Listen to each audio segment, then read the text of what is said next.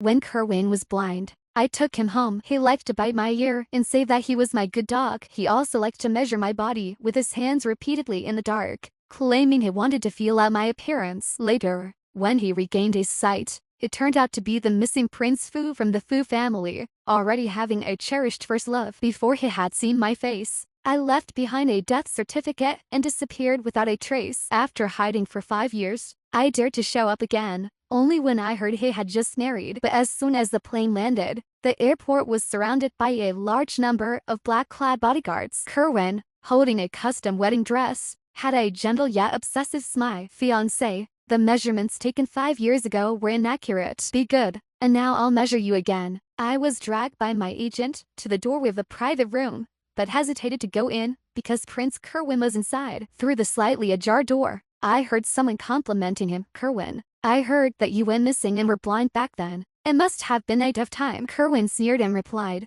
"Not really. Having someone take care of me made it easier than now." "It must have been your fiancé. That must have been a true bond of hardship. Congratulations. May lovers finally become a couple." "No," Kerwin interrupted, his voice distant. "She is right here." I was startled and looked up abruptly, but through the crack of the door, I saw Kerwin pointing to the land. "Buried here." "Oh, right. I am already dead. 5 years ago, my death certificate was signed and confirmed by Kerwin himself." The agent next to me was also eavesdropping and said quietly, "That woman was unlucky. If she hadn't died, she might have soared to great heights now." I smiled and said, "Impossible." The agent disagreed. "Why are you so sure?" To have Prince Kerwin agree to take care of her personally, her methods must have been extraordinary. That woman's seduction skills were definitely top-notch. I lowered my eyes, hiding my inner guilt. Sometimes I can't even distinguish who seduced whom during my first time with Kerwin. Back then, he was blind, and his hearing became extraordinarily sharp. I merely whispered something in his ear, and he felt it like an explosion,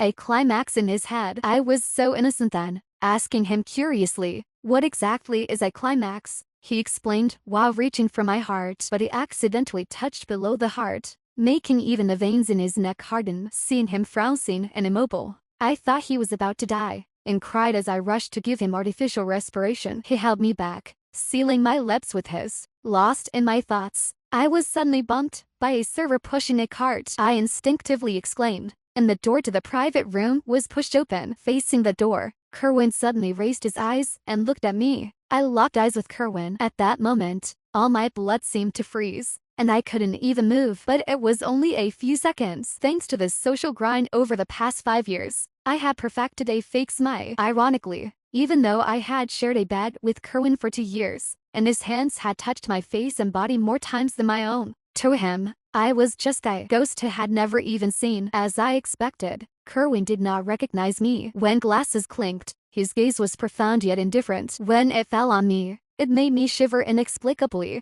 just like when I first saw him. It was a stormy, lightning-filled rainy night, when I lost my mother in the hospital forever. On my way home in tears, I tripped in an alley. Kerwin was leaning against the wall, soaked and barely alive, looking disheveled under the dim streetlight. His profile was scarred but still breathtakingly handsome. His pitch-black eyes were bleeding, yet his gaze was cold and harsh. I was scared and wanted to run, but I thought of my mother. If someone could save her. In the end, I took Kerwin back to the run-down rental apartment, using all my savings to treat him. At that time, I had no education and was too poor to distinguish how expensive his clothes were, mistakenly thinking he was homeless like me. I even thought it must be my mother's spirit watching over me, making sure I wasn't lonely by letting me meet him. I thought I had found family and a sense of belonging again. Suddenly, my agent pinched the back of my hand, saying, "What are you thinking? Why are you still smiling?" I came back to my senses, and the smile on my face became stiff. Seeing my reaction, the agent suddenly said,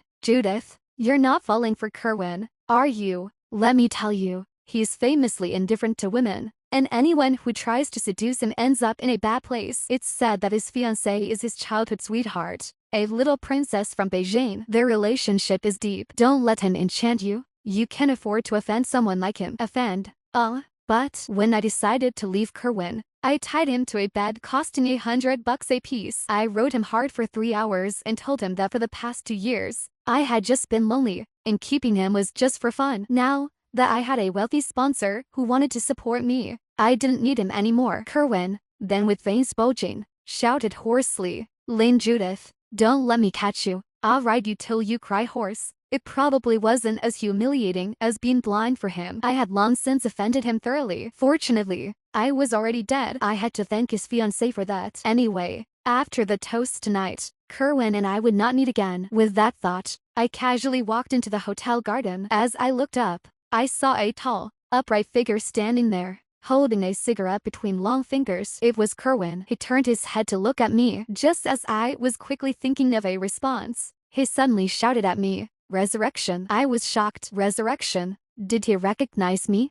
Fortunately, before I could lose my composure and possibly expose myself, a small dog suddenly jumped from behind and affectionately rubbed against my leg. It was a little terrier I had raised before. Due to indecision, its name was never determined. Did Kerwin adopt it, and even named it Resurrection? Resurrection of what?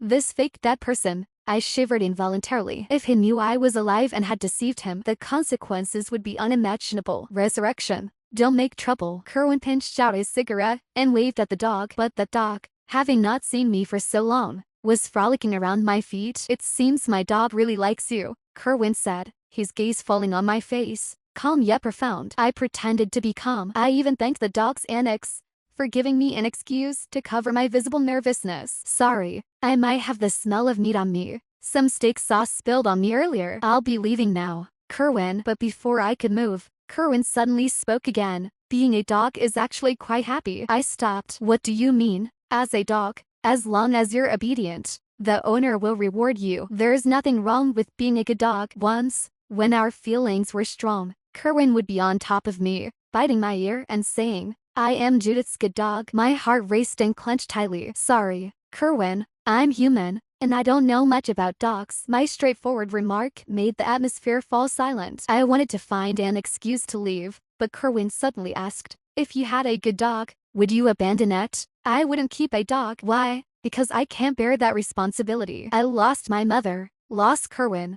and even lost my little terrier. I wouldn't allow myself to have a soft spot again. I still need to go toast. I won't disturb you, Kerwin. I turned to leave, but the little terrier leaped at me again. My steps were hurried. Afraid of stepping on it with my high heels, I stumbled forward. A pair of large hands came from behind and firmly held me in an embrace. What's wrong? Are you uncomfortable? Does anything hurt? My nose bumped against Kerwin's chest, and I heard his deep, urgent voice. Just like during those 2 years, he was so caring and concerned, making me feel like we could love each other till old age. Kerwin, why have you been in the garden for so long? Suddenly, a sweet female voice sounded behind us. I didn't need to turn around to know who it was. Florence, Kerwin's childhood sweetheart. The sound that shatters beautiful dreams always leaves a vivid memory. Florence was that for me. I clearly remember Florence, in high heels, standing in my rundown rental apartment, saying her first words, in such a dump. Kerwin actually stayed for 2 years. For our future. He's really enduring. I was not a weak person, but looking at the glamorous Florence, I couldn't even find words to refute. It was the first time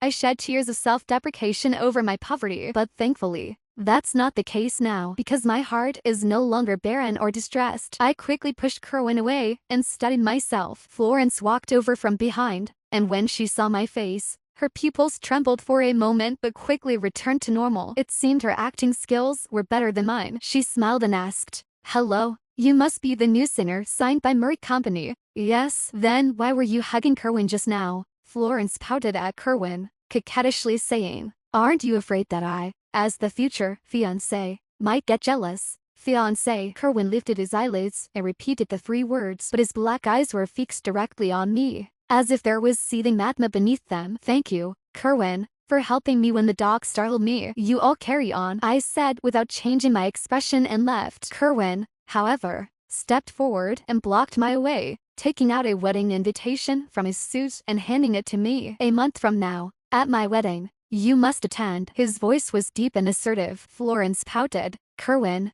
really? You still sealed the wedding invitation? No one will see the bride and groom's names if it's not open on the day?" I wasn't interested in their flirtatious exchange. I politely took the invitation and left. On the way back to my room, I tore up the invitation and threw it into the trash can, but I didn't notice that a small corner of the invitation, torn off, revealed a tiny J I thought the reunion with Kerwin was just a coincidence. I didn't take it to heart and focused on my career until the agent told me a big director wanted me to sing the theme song for his new show for someone at my level. This was a stroke of luck. When I arrived on site and saw Kerwin, I realized it was no luck at all. He had specifically requested me. My socially adept agent dragged me around, warmly greeting people. When we reached Kerwin, he was the first to speak, lowering himself. "Jessica, long time no see." The agent smiled apologetically. "Prince, her name is Judith." My heart raced. After I faked my death and moved to a different place,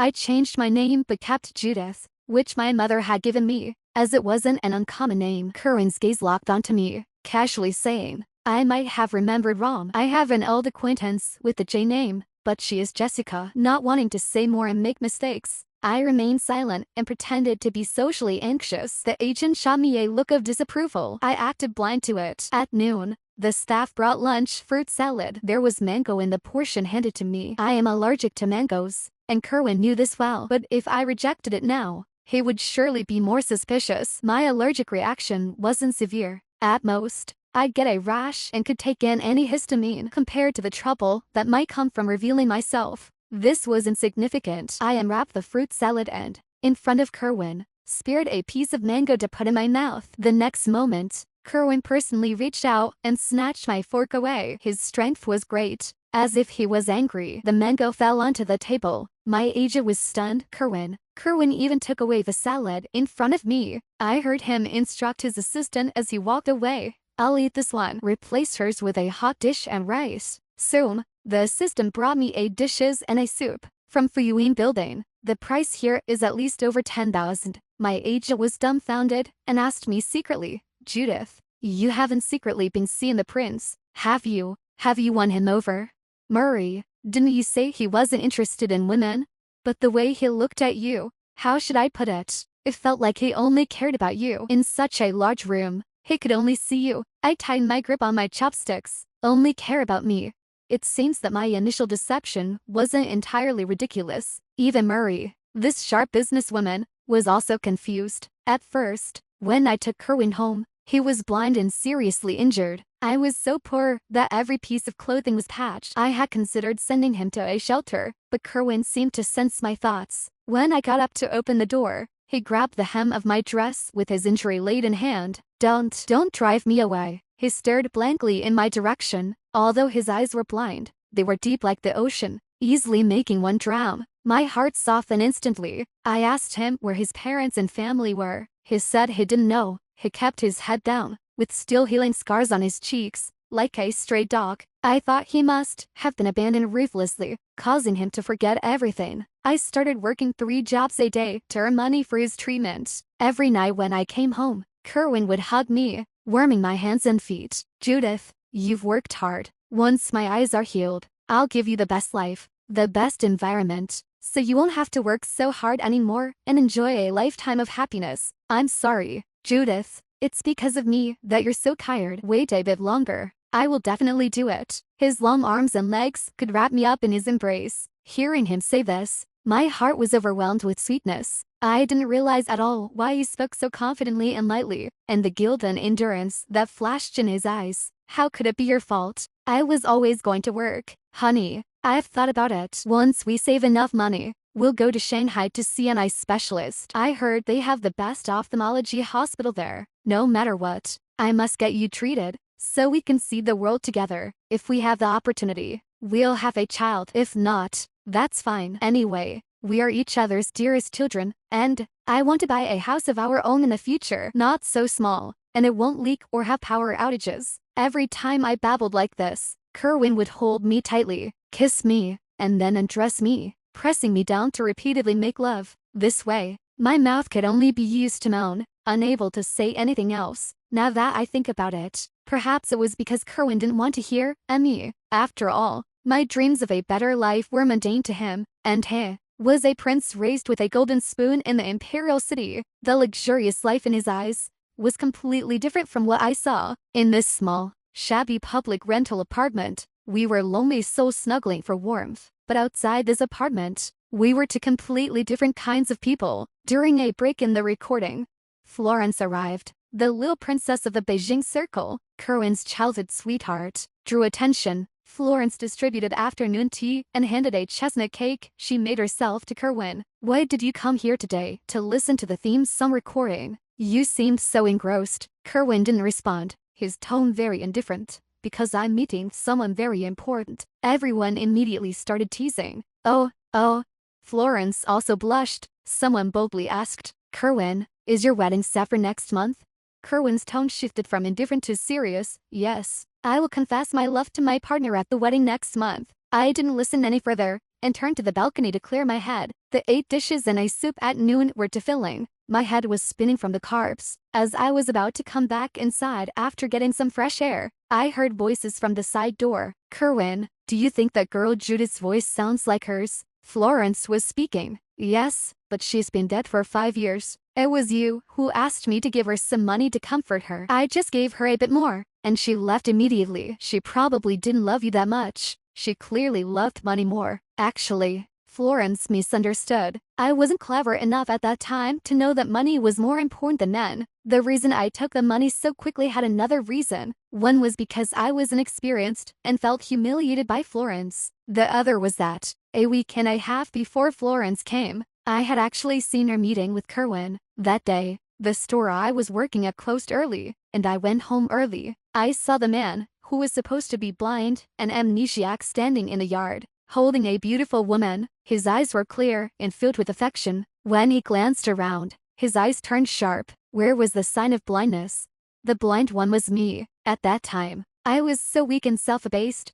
It was laughable. Seeing this scene, my heart ached terribly, and I squatted in a corner of the street and cried for a long time. But when I got home, I pretended nothing had happened, even afraid to ask him. I was afraid to know the truth. I was afraid Kerwin would leave, and I would be alone again. Later, Florence came with money, showing me various intimate photos of her and Kerwin, and bad photos. As an honest person, I was completely furious.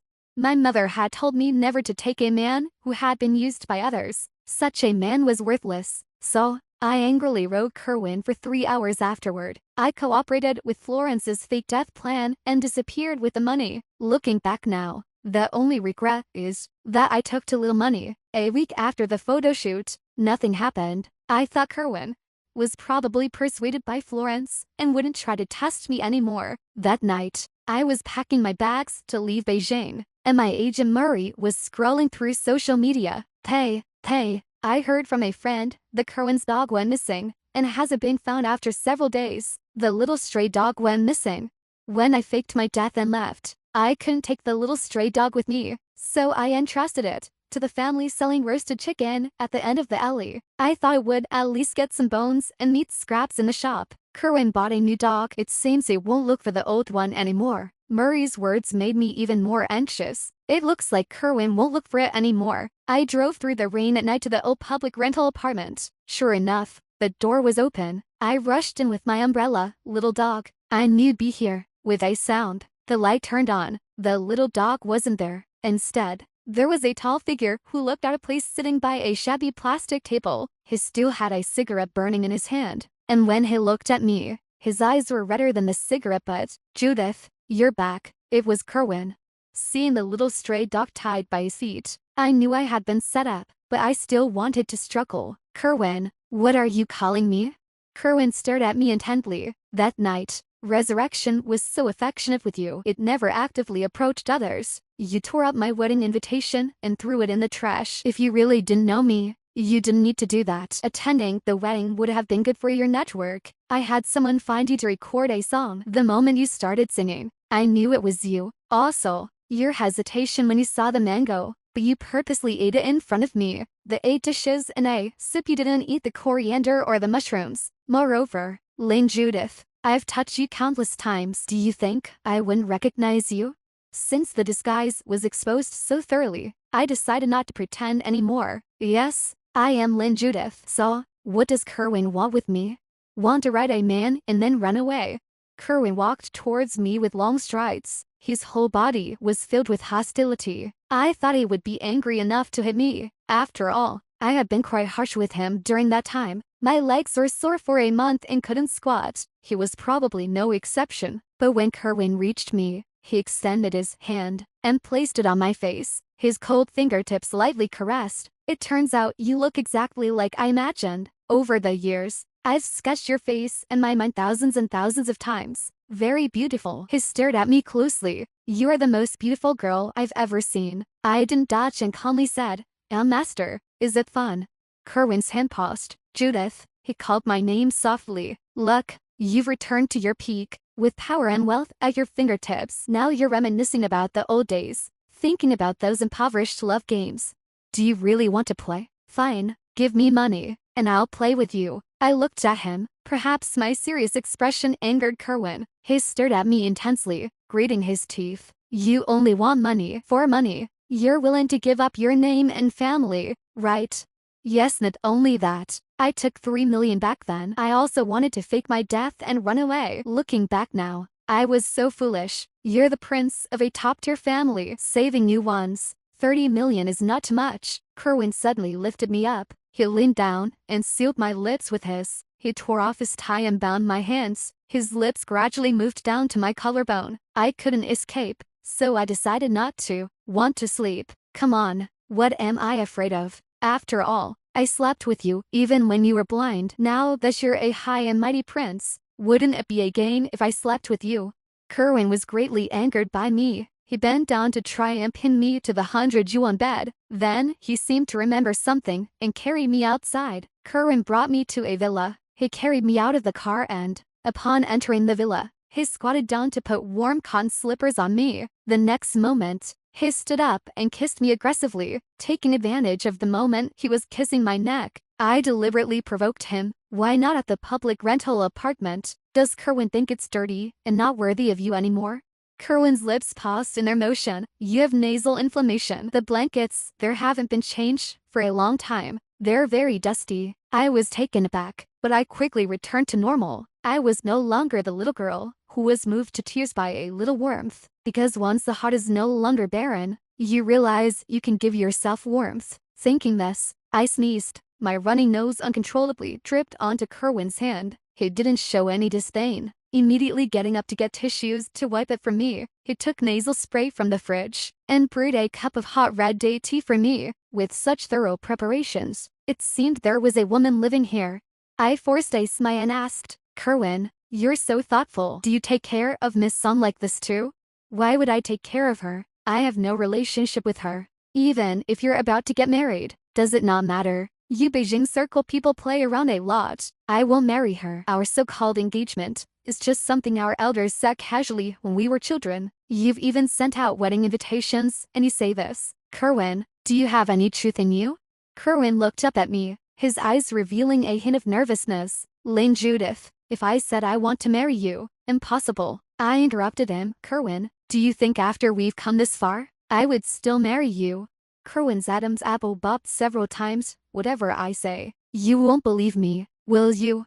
Yes, once I knew you were pretending to be amnesiac to deceive me. Kerwin, I didn't want to believe you anymore. We've long become strangers. You go your way as the young master, and I'll pursue my dream of music. We won't have any further intersections. I remained calm and spoke with a smile. Kerwin said nothing. The arrogance and domineering attitude he had when kissing me earlier vanished instantly. He lowered his head, his sharp and handsome features becoming gentle. He half knelt in front of me. His large hand, which had held the tissue I wiped my nose with, was clearly defined and trembling slightly. It was the same big dog look. I ignored it. After a while, Kerwin hoarsely spoke. Judith, will you come to my wedding?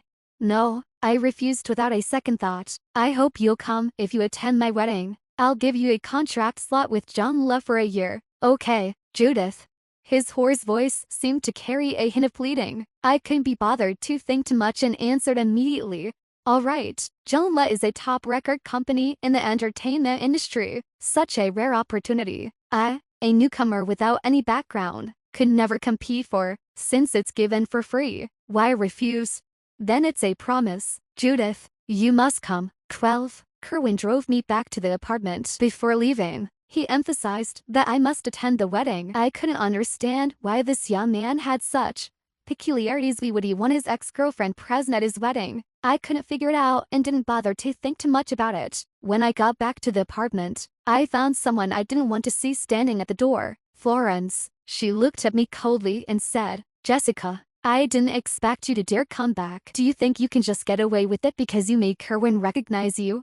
Actually, from Kerwin's behavior tonight, I could roughly piece together the whole story. Florence had deceived him, so Kerwin believed that I left him heartlessly to get more money. But since we didn't trust each other, no one could be blamed. I smiled and said, "Miss Som, are you trying to blacklist me? You probably don't know, but I recorded our conversation back then." I did record it. I was just pretending. Back then, I was so naive and didn't have many tricks up my sleeve, but Florence was clearly intimidated by me. Obviously, Kerwin was her Achilles heel. Oh, this girl is even more love-struck than I was back then. But the experience of these past years has taught me that the more you tolerate, the more others will push your luck. Florence was left speechless by my retort. Before she left, probably feeling defeated, she couldn't help but say, "Kerwin and I are having our wedding next month." I know. I waved my hand at her. When he lived with me, he was still a virgin. I've trained him well. Excellent skills. Have a great wedding night. I slammed the door shut. It felt good when Florence came to find me and humiliated me.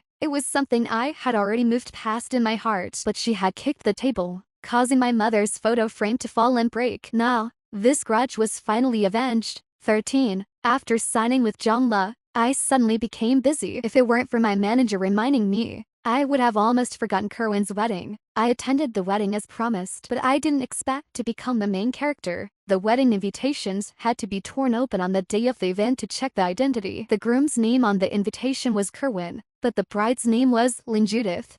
All the guests were shocked. Florence cried her makeup off, but it was useless. The event quickly topped the hot search, dominating the top 5. Kerwin Lynn Judith. Who is Kerwin's bride? Florence false bride. Lynn Judith Prince Charming's Black Moon. Lynn Judith fake death CO novel becomes reality. Kerwin, dressed in a groom's suit, took the stage and recounted the events of that year to all the media. He said it was all his fault for not revealing his identity. He wanted to protect me due to the turmoil in the Fu family. He said he had never promised anything to Florence or the Song family. The wedding was entirely his own arrangement from start to finish. He had only mentioned he was getting married but never disclosed who the bride was. He also mentioned that he understood Florence's temper and knew she had hired someone to blackmail me as a mistress. Once I became famous, they would slander me for life, and even if I clarified it later, the damage would be irreparable. So he wanted to nip the conspiracy in the bud. Finally, Kerwin walked up to me,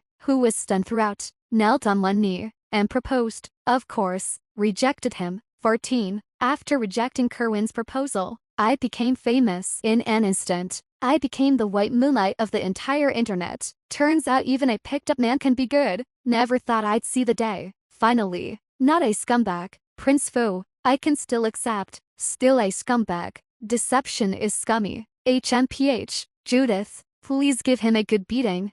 I didn't have time to punish Kerwin. Seizing this unprecedented heat, I released my new album. I had polished this album for 3 years, and it received great feedback. I topped the charts on major music platforms. My career soared, winning awards within a year and becoming popular everywhere. I gained many fans. The biggest fan, Boss Kerwin. After the failed proposal, he began to chase me. Prince Fu pursued me with great fanfare. When I went to receive an award, he escorted me with thousands of luxury cars. No matter where I went for events, he always appeared on time. Any product I endorsed, he bought in bulk and gave away for free to my fans. On my birthday, he bought an entire building's light wall in Beijing to celebrate for me. Did Prince Fu succeed in chasing his wife today? Became a permanent topic on Weibo, with people checking in every day. I had made myself clear, but since Kerwin continued his pursuit, I no longer responded. I focused on managing my career. I couldn't afford to stop,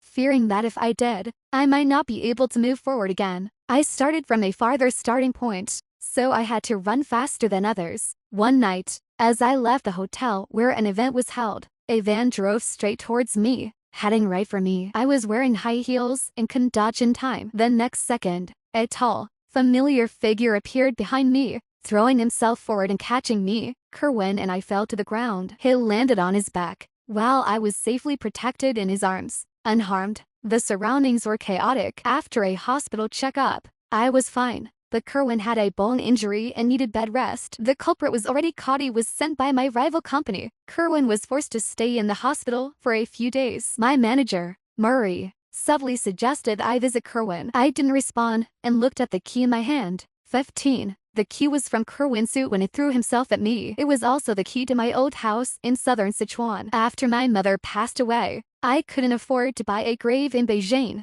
so I took her ashes back to my old home for burial. When I left pretending to be dead, I had forgotten to take the key. How did Kerwin have this key?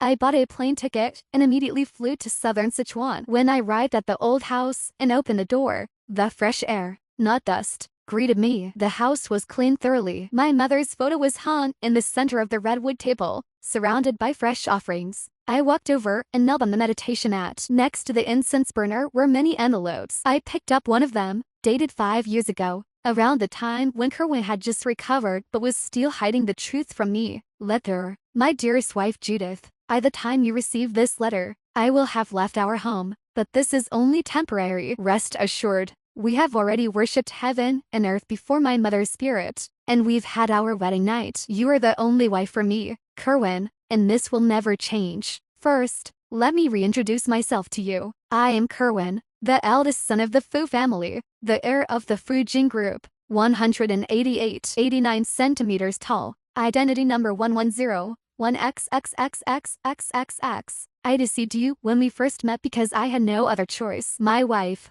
you must read this letter carefully and give your husband a chance to explain. When you encounter me in the alley, I was actually, before leaving my old house, Grandma Zhang from the neighboring house called out to me, "Is that Judith?" "Hello, Grandma. It's been a long time. How have you been?" "Very well." "Why are you alone? Didn't you bring your husband? Have you had children, boy or girl?" "Husband? I'm not married." "That's not right. You're lying. Your husband comes every year to sweep your mother's grave. Not just on 3 festivals, but on various occasions. He always brings a lot of things and shares them with us neighbors, saying we must have taken care of you when you were little." I was stunned. "Kerwin comes every year to sweep my mother's grave." "Judith, you've found a good husband. He's handsome and seems wealthy, but he doesn't mind the dirt. He even lives in this old house. Last year, during the New Year, I saw him here and brought him roasted sweet potatoes. I heard him crying alone in the room, calling your name and saying how much he missed you, asking when you'd come back. Oh, and the year before, and one at the village entrance told him you had died. He got so angry that he kicked over the old fence and said you wouldn't die. He said he wouldn't believe it and would wait until you came back." "Huh, this young man is really lucky. He really did bring you back." "Look, all the fences at the village entrance are new, costing tens of thousands. Your husband arranged for them to be installed and gave rice, flour, oil, and meat to every household. He said if you returned, you mustn't tell him about kicking the fence." "Oh, I shouldn't have told you." I said. "Well, dumb and rich." Confirmed. 16. I took all the letters and flew back to Beijing overnight. When I arrived at the hospital in the rain, Kerwin was drinking porridge. He clearly didn't expect me to come to him. When he saw me, he jumped out of bed, knocking over the bowl of porridge. Porridge spilled on him, and he didn't bother to wipe it off as he came toward me. His eyes were fixed on me, and he accidentally bumped his leg against the chair. His secretary quietly said, "Kerwin, take it easy. Jessica came on her own. She's not going anywhere." My gaze shifted to his injured arm, and I immediately scolded, "Your hand isn't healed yet. Don't move around." I helped him sit down. He gazed at me closely, his eyes nearly overflowing with surprise. The secretary tried to say something, but was subtly kicked by Kerwin and then left, showing his teeth in pain. "Why is your hand so cold?" Kerwin frowned. "I had someone send hot soup, but you weren't in the ward these past 2 days. Where did it go?" This was a disguised way of asking about my whereabouts. I smiled. "Since you've planted so many spies around me, do you still need to ask?" Kerwin pressed his lips together and said nothing. He was being like a big dog. "Judith." I went back to southern Sichuan. I took out the letter. "I have only read a few lines of the letter. I want to hear the rest from you personally." "I'll ask, and you answer." "All right," he answered firmly. "I'll answer any question, including the bank card passwords. I have over 100 cards, and the passwords are all your birthday." I said.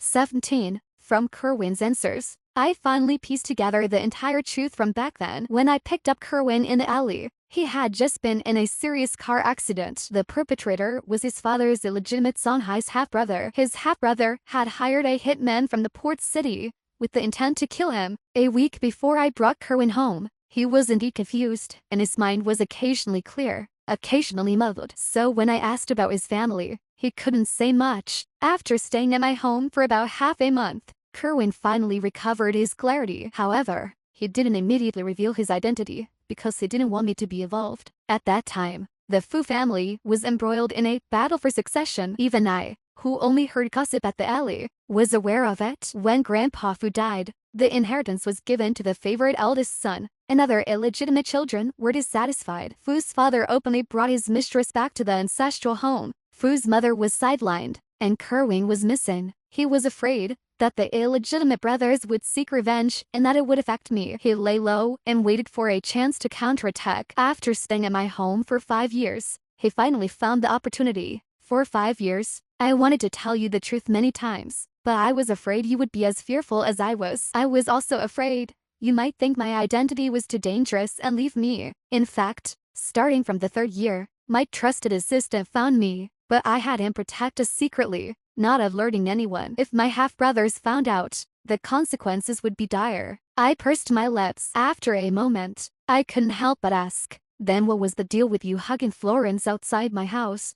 Kerwin's brows furrowed sharply, and he then realized. So, you saw that scene and misunderstood. That day, one of my half-brothers came to see me. Florence and I were staging a play. The Song family had interests with my mother, and Song father hoped I would succeed. Florence was just the messenger. I suddenly recalled, when he was hugging Florence, he was looking around nervously. It turned out he wasn't worried about me suddenly appearing, but rather about enemies lurking in the shadows. At that time, the company needed me to host a meeting to turn the situation around. So I left in a hurry and didn't dare to go back to find you. I wrote these letters, intending to send them to you once I returned to the company to let you know the whole truth. I had Florence give you some money to stage the act that I didn't want you and told you to leave, so you wouldn't be targeted by my half-brothers. They would think you were an irrelevant pawn. I didn't expect Florence to secretly add money to make you leave, and even leaked our bed photos. I also didn't expect you to take the money and really leave. Before you left, you said you found a new sponsor. Do you know how long I was angry?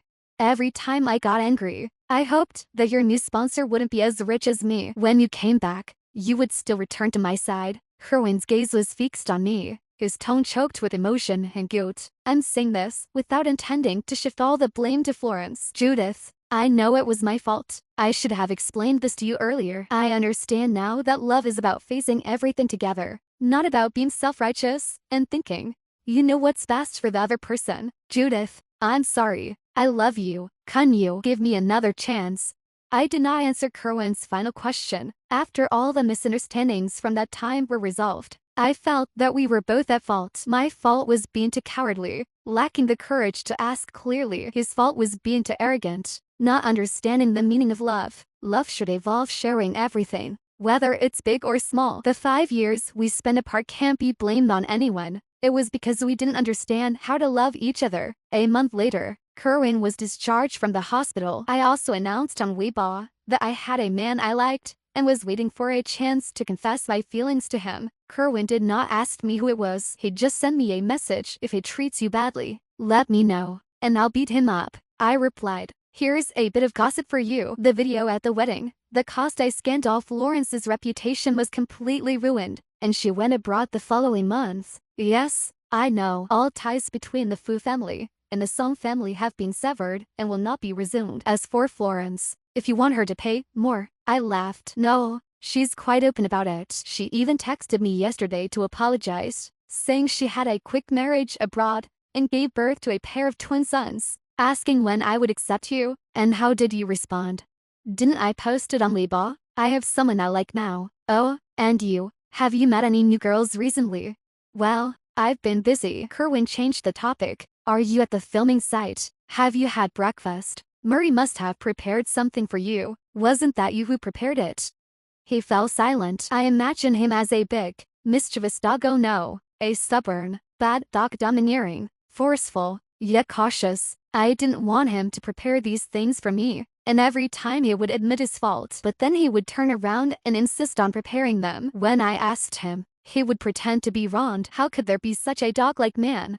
By the way, Kerwin, your mother contacted me a few days ago. She contacted you. What did she say? Don't worry, I'll talk to her. She said you're not getting any younger and should get married, asking if I had any thoughts about it. Then you, I have a boy I like, and I'll confess my feelings at next month's concert. You'll come to, won't you, Kerwin?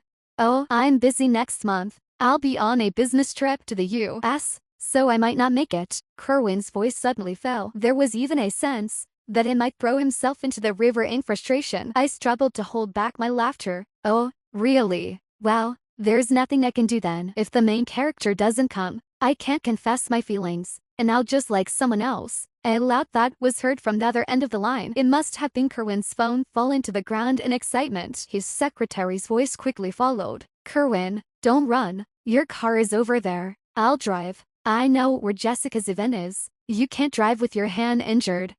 In the 3rd year after Kerwin and I got married, we had a daughter. When she was 5 years old, we took her back to my old home in northern Sichuan. We lived in the earthen house, and then took her to boat in my mother. Our daughter's clear and tender voice echoed in the mountains. Grandma, I'm Yan Yan, and I've come to see you with Mommy and Daddy. Daddy said he would take good care of Mommy so that you can rest easy over there. Grandma, Mommy said you used to sing beautifully. I'm learning to sing too, so let me sing for you now. I leaned against Kerwin's embrace, tilting my head to look at our daughter, who resembled my mother a little. My eyes were filled with happiness and peace. When our daughter was tired of singing, Kerwin carried her on his back, and we walked slowly together. The sun rose on the horizon. Old Fu, I called to him. Kerwin turned his head to look at me, his deep eyes still gentle and affectionate. Do you know, Old Fu? I stood on my tiptoes and whispered mysteriously in his ear, I love you. From the moment I met you, Kerwin's eyes lit up, brighter than the rising sun. He lowered his head, his thin lips pressed against mine, and said solemnly, Darling, I love you too. Kerwin loved Celine Judith, unconditionally, for life and eternity.